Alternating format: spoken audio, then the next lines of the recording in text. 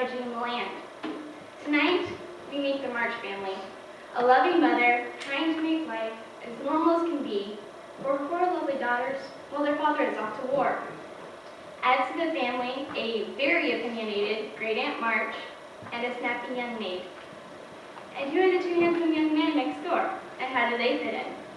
Let's find out as the Let Your Light Shine theater class presents Christmas with Little Women. At this time, would you please silence your cell phones? We hope you enjoy the show. Joy to the world, the Lord is come. Let earth receive her King. Let every heart prepare Him room, and heaven and nature sing, and heaven and nature sing, and heaven and nature sing.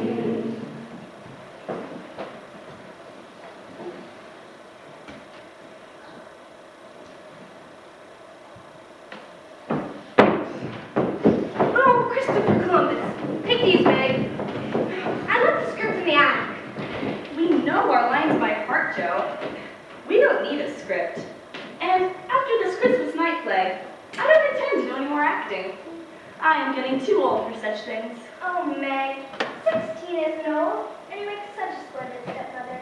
Yes. Someone get the stool for Rapunzel's tower. I guess that's my job since I play Rapunzel, but I'm so hungry I was on my face to fall off the stool. What is where are we going to be home for breakfast? Not until she sends distributing the last of the warm mullins. You can wait, Amy. After all, the whole family should be together for breakfast on Christmas morning. No, with Papa away, the whole family can't be together till this blasted war is over. Josephine, you know that you shouldn't use that dreadful slang. You sound just like a boy. Oh, I hate to think that I have to grow up and be like Aunt March and wear long gowns, be as prim as an asterisk. It's bad enough to be a girl anyway. When I like boys' games and manners better. And it's worse now than ever. For I'm dying to go and fight like Papa, but I can only stay home and knit like a porky old woman. There's nothing you can do about it. So you have to be contented as you are. The biscuits will get cold if Miss Marston get her soup. I'll just be devastated if you take not the butter. You'll be what? Devastated. Simply devastated. Stop using words that are too big for you, Amy. You mean devastated. That's what I said. Devastated. Your absurd words are just as bad as Joe's slang. All right. Amy, climb up in your tower and tie on those long braids. Beth, put on your squire's costume. And Meg, put on your nose and rouge. You know, of course, that we'll be performing this in the dining room so that the portieres can be the theater curtains. But right now, with the table set, we'll have to just rehearse in here. All set, Amy? One sec. Slow.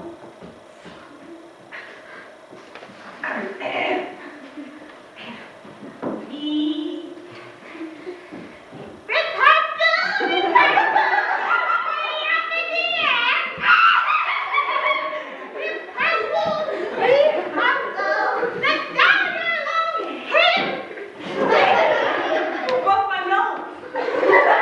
Shame on you. Joe, this nose is ridiculous. I can barely breathe. Oh, stop complaining, Meg.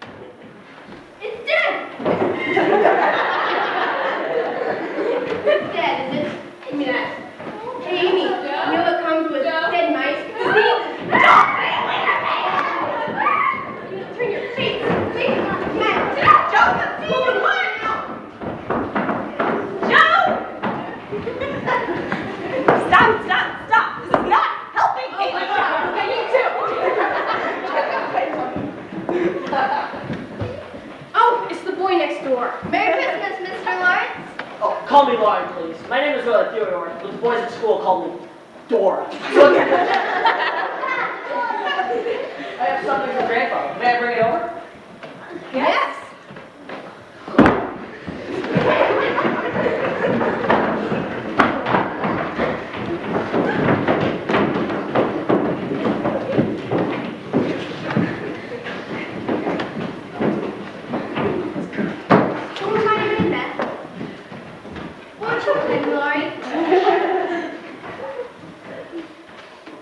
You seem to have lots of fun here.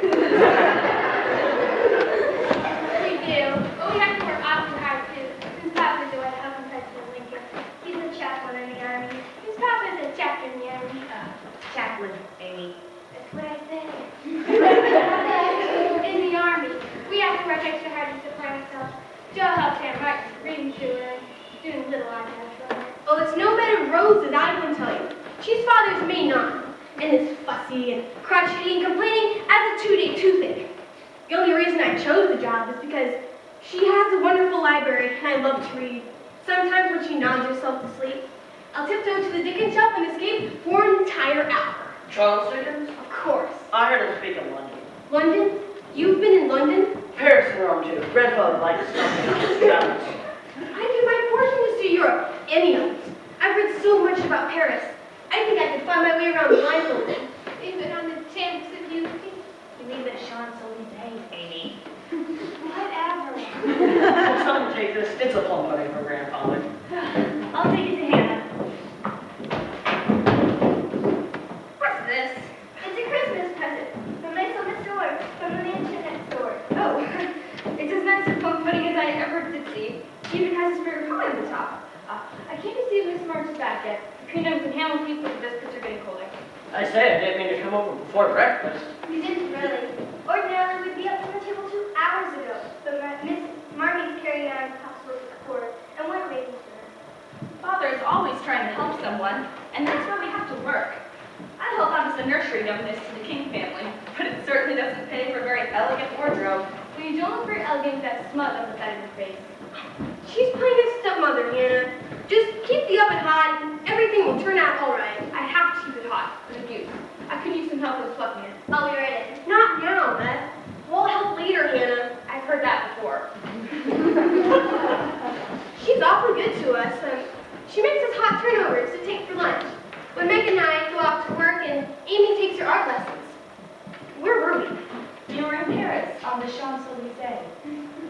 Your grandfather must be awfully rich to travel in Europe.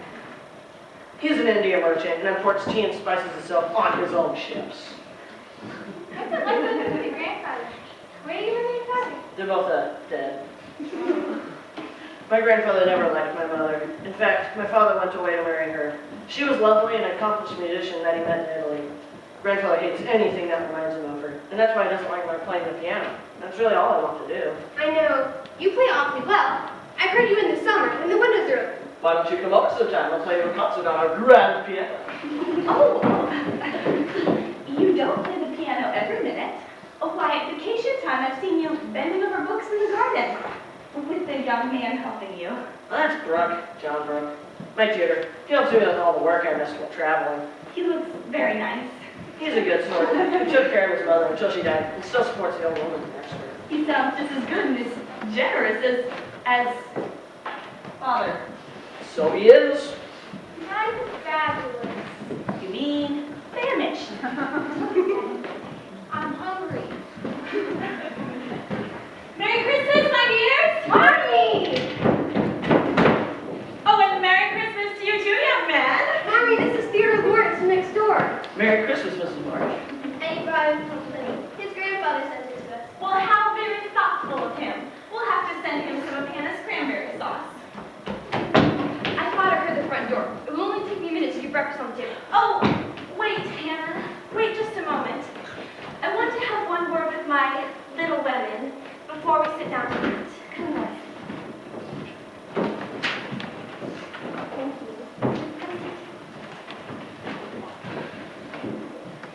I have just come from the Hubble household. The mother has just had their 7th child.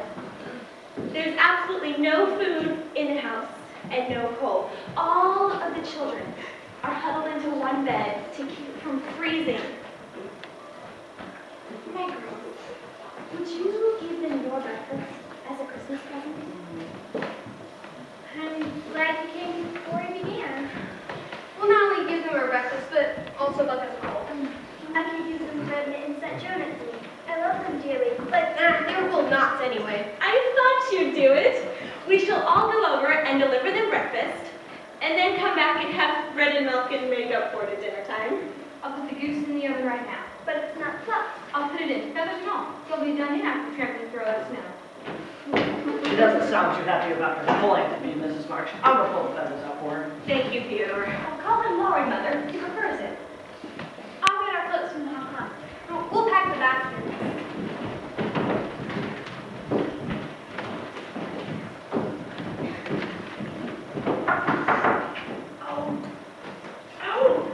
Get the door, Amy. I can't. I'm buried in coats. Get it, man. Won't you come in, Mr. Brooke? You know my name? Yes, Laurie told us. You must forgive me. We're rehearsing for a play. I'm the stepmother. You don't look much like a stepmother to me. They all say I have a horrid laugh. You didn't sound horrid coming through the hedge. I don't see if you tell one of our voices from another. I could pick your voice out from the very beginning. Wait, that's not for us. We've never gotten a telegram before. Yes, it is. For Mrs. March. I was looking for Laurie when I met the messenger and promised to deliver it myself. Won't get Mother.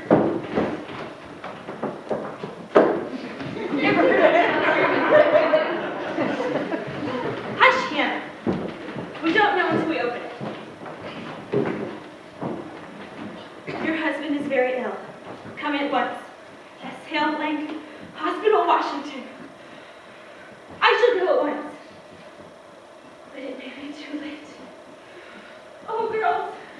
Girls, help me to bear it. But where will we get the money for the train ticket? If only I got paid for my riding with the spread eagle. I give everything I have to help Father. We'll have to borrow it from Aunt March. I have $3. Will it help?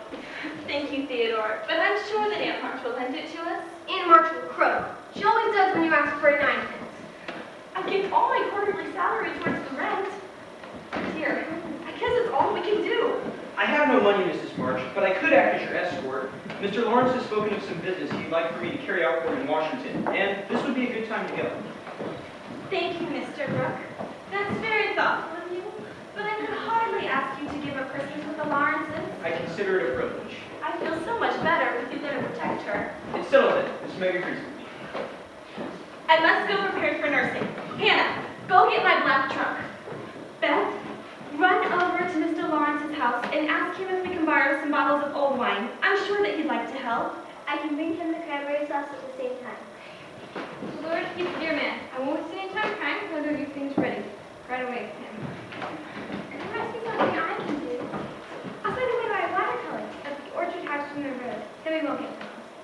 We'll pack it at the very top of the trunk so that it won't get crushed. Oh, you can also go and ask Aunt March for her financial assistance.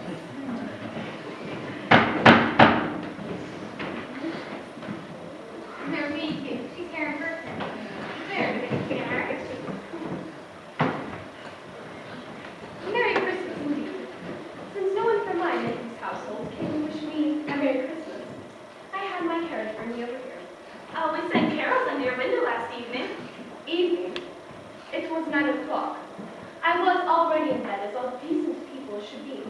We're in rather a state of confusion, Aunt March. You must forgive us. Please sit down, Aunt March. We have some right away.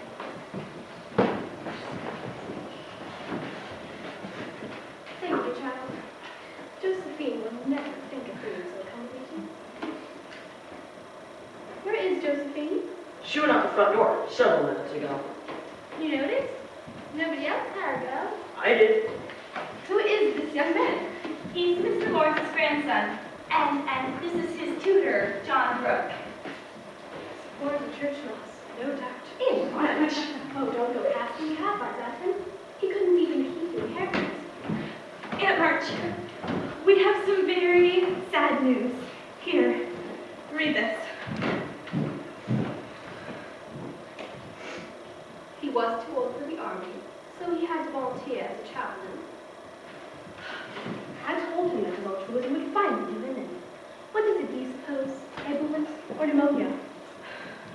I don't know. It doesn't say, but I must go to him.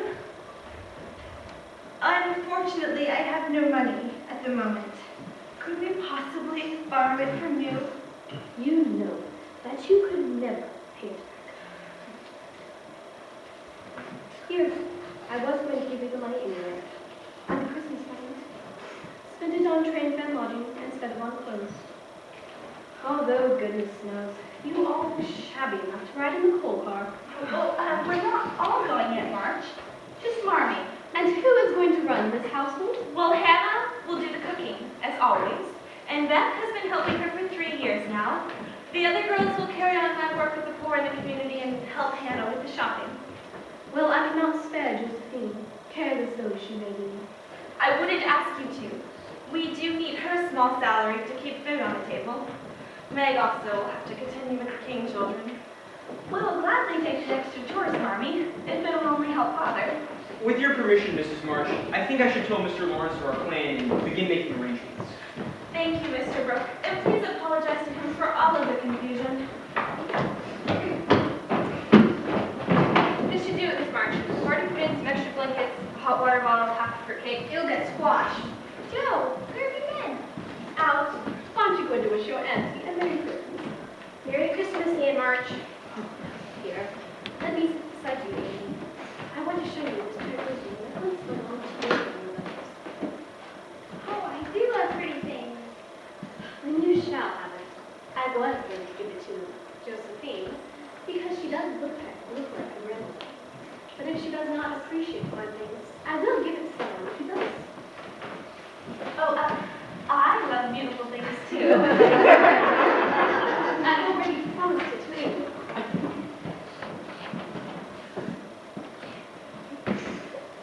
What a very kind gift for you, Aunt March. You're very sweet. I try to be. What have you there, child? Oh, some cranberry sauce for Miss Lawrence. I should be going. Come here a minute, Beth. There may be a few other things that we should borrow from him as well. Perhaps some bandages and some antiseptic. Oh, Marmee. I hope it isn't a gunshot wound. So do I. But I must be prepared for anything. Take off your bonnet, dear. My ears are still cold. Here, stand by the fire.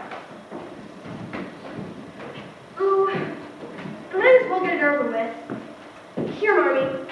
That's my contribution to making Father comfortable and bringing him home. $25? Joe, where did you get it? I hope you haven't done something rash. No, the money's mine, honestly. I didn't beg, borrow, or steal it. I earned it. And I don't think any of you will blame me, for I only sold what was my own. What have you done? Oh, Joe, your beautiful hair. How could you? She doesn't look like my Joe anymore, but I love her dearly for it. Dear child, there was no need of this. Aunt March has already given us all that we shall need. Given you? Not loaned you? It was my Christian duty. No, you look a little like a skunk, Joe. Oh, but I like it. It doesn't affect the fate of the nation, so don't grieve anybody. It will be good for my vanity. I was getting too proud of my moth. And certainly, my hair will no longer get caught in the branches of the apple tree when I take the shortcut from my bedroom window. Josephine, I shall require you to keep your bonnet on when you are in my house. Until your hair grows out, that is. Yes, Aunt March.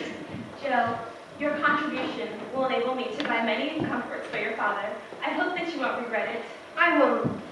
Though I must confess, I felt strangely when I saw the dear old hair laid out on the table. But $25 is quite a reward for lost vanity.